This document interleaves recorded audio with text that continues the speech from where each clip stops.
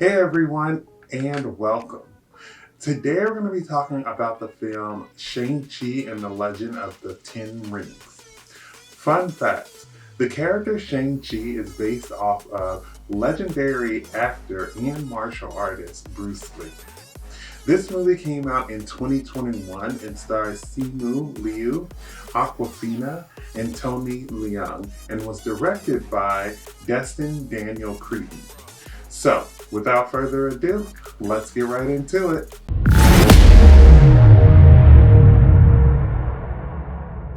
In Shang-Chi, we see how the titular hero is running away from his past and living his life in San Francisco. But he will soon come to find out that your past always catches up with you. Shang-Chi is reunited with his sister and his villainous father, who has joined them together because he believes that their mother is alive and he wants to save her. Now, Shang-Chi must stop his villainous father and his Ten Rings organization from releasing an unspeakable evil. The cast of this movie was just perfect. You have Simu Liu, who was in Kim's Convenience. Awkwafina was in Crazy Rich Asians. Tony Leung was in Less Caution. Fala Chin was in The Undoing. Florian Montagu was in Creed 2. Benedict Wong was in Raya and the Last Dragon. Ben Kingsley was in Shutter Island. Michelle Yeoh was in Crouching Tiger, Hidden Dragon. And Destin Cretton also directed Just Mercy. Shang-Chi is an amazing movie filled with great action sequences while introducing us to the latest Marvel superhero. If you like films like Crouching Tiger, Hidden Dragon, Kung Fu Hustle, or Mortal Kombat, then I suggest that you give this movie a try. Don't forget to subscribe. Okay, carry on. I love how this film corrects what we know about the Ten Rings from Iron Man 3. There's an animated Iron Man film in which Iron Man battles the Mandarin. And when Iron Man 3 came out and they announced that the Mandarin was going to be the villain, I was really excited because the Mandarin's a cool villain and I thought it was going to be great to see him on screen. I was let down with the Mandarin that they decided to have on screen. And so for years I was wondering, when that would ever come back around with like the Ten Rings organization, since it played such a pivotal part in the Iron Man trilogy. And I was happy that we finally got to revisit and they corrected some of the issues that, were brought up with the Iron Man 3 film. I was really happy that we got to see this criminal organization and what really happened and who really is behind the Ten Rings. Tony Leung was great in this film, and I love how he portrayed the character as one who was really ruthless, but also had a soft spot for his family. I was excited that we got a backstory to not only Winwu, but showing how the Ten Rings organization was created for him to continue conquering new lands and, expanding his greed. It was interesting to see once he fell in love how he decided to give up the crime life to raise a family, only for the crime life to come haunt him. It was sad to see what Shang-Chi and Xialing had to go through once their mother died and their dad decided to go back into this crime life. Xialing was one of the most badass characters in this movie, and I love how she taught herself to fight after her dad refused to teach girls. It was really impressive to see how she was just watching people train and then she learned the moves that they were, training for and did them even better. I love how she created her own fight club and she had her own little organization going. It was sad when Shang-Chi left her, but I love how she excelled and became a super badass and definitely proved anyone who doubted her wrong. She was a master with the rope dart, and she was definitely one of my favorite new characters that was introduced in this movie. The twist that I was not expecting was Ling taking over the Ten Rings after her father's passing. I love how we see how she's training girls, considering that her father refused to let girls train when he was running the organization. I would love to see her and Sharon Carter cross paths now that they're both running criminal organizations. I hope to see more Xialing in the future because she is a great addition to the Marvel Universe. It was interesting to see how Shang-Chi was trying to run from his past, only for his father to have known his location the whole time. This film really showed his trauma from training to be an assassin right after his mother died and showed how he was trying to run away from that.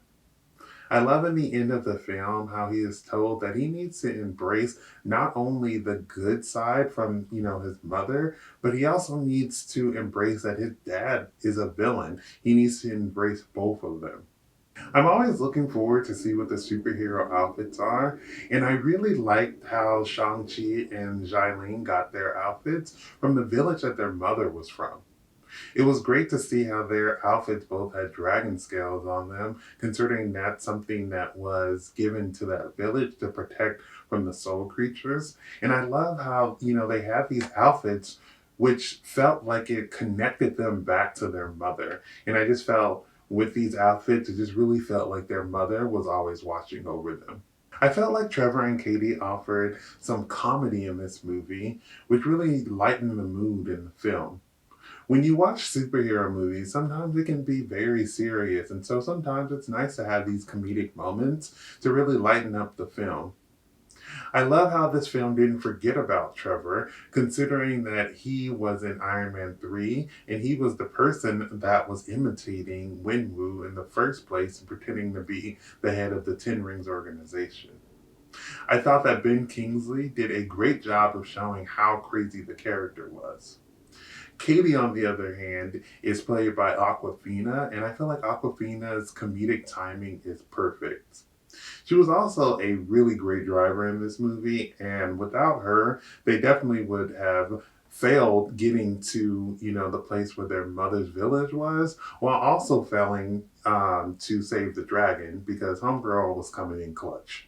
It was great how they got an Asian director for this film because in a movie that is dealing with Asian and Asian American themes, it's important to have someone directing the movie that has experience with this. I think representation is extremely important on film as well as behind the scenes. I think that it was great how this film has a predominantly Chinese cast while also having about half of the movie be in Chinese, as well as there's representation behind the scenes as well. This movie is the first Asian led superhero movie from Marvel, and I think that it's an important movie, especially for kids who identify as Asian, to see themselves represented on screen. This film had some great fight scenes. I love how this film incorporates not only, great fight scenes, but also, some superhero elements as well. I think the choreography was great for this film, and I felt like the actors worked really hard with the fight scenes, and I thought that they all did fantastic. It was great to see how each member of this family was great at martial arts and really held their own. With each fight scene, I was more and more impressed, and the final fight scene definitely did not disappoint. This film had a great score, which I felt like elevated this film. When, making a movie, I think it's just as important to ensure that the music really sets the tone for whichever scene that, you're focusing on. Whether this be a majestic fight like the fight between Wen Wu and Ying Li, or more of an aggressive fight like the fight between Shang-Chi and Razorblade, the music really helps set the tone. I love how the soundtrack also uses predominantly Asian artists on the soundtrack because, it's important to see that, there's representation on screen, but there's also representation within the music itself. Tao Lao was very beautiful, and I thought it was great how the film showed how important the location was at ensuring the safety of the world from these soul sucking creatures. I thought it was cool how these creatures that we see in Tao Lao are creatures that we have seen across Chinese culture. I've seen some of these creatures before in drawings or statues, and I thought it was great that we got to see them, come to life on screen. I don't know if this was intentional, but there was a lot of red when we got to Ta La. And I know that in Chinese culture, red symbolizes luck and joy. The dweller in darkness was sucking out the souls of everyone, and I was a little worried that they were not going to be able to stop it. I was glad that Shang-Chi was able to use the rings, which his dad used to free the creature, to actually destroy the creature. I felt like this movie was trying to tackle some of these stereotypes that are brought up in the Shang-Chi comics, as well as some of the Asian stereotypes in the world. In this film, we see how there's a whole conversation about the importance of names in Chinese culture. And Wenwu is leading this conversation, and he brings up about how the Americans, don't really understand that, and that, they made the leader of this Ten Rings organization be called the Mandarin, which is the name of a chicken dish. This film also completely omits Shang-Chi's real father, who goes by the name of Fu Manchu in the comics and is extremely problematic. I love how the film decided to address these issues and show that, Chinese culture is way more than these racist stereotypes. My favorite scene in this film is the beginning of the movie in which we see Wen Wu and Ying Li fighting. The way that this scene is shot, it looks like the way that they're fighting is kind of like a beautiful dance. I love how Wen Wu thought that he was going to march into this village and start making demands, and she kind of laughed at that and defeated him in battle. His 10 rings were no match for her, and in this scene, the way that they were fighting, I knew instantly that they were going to fall in love. It was nice that this was the introduction to, him starting to be a better person.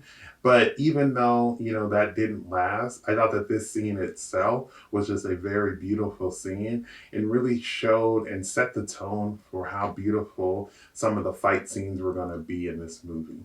Shang-Chi and the Legend of the Ten Rings is a great film filled with an interesting story, amazing action scenes, and beautiful visuals. The cast of this film was great, and I'm really excited to see them come back in future Marvel projects. If you haven't seen Shang-Chi and the Legend of the Ten Rings, I suggest that you go and watch it. Thank you for watching my video. I would love to hear your thoughts down below in the comments. If you have not subscribed, please do so you can keep up to date with more of my videos. But besides that, everyone stay safe, have fun, and goodbye.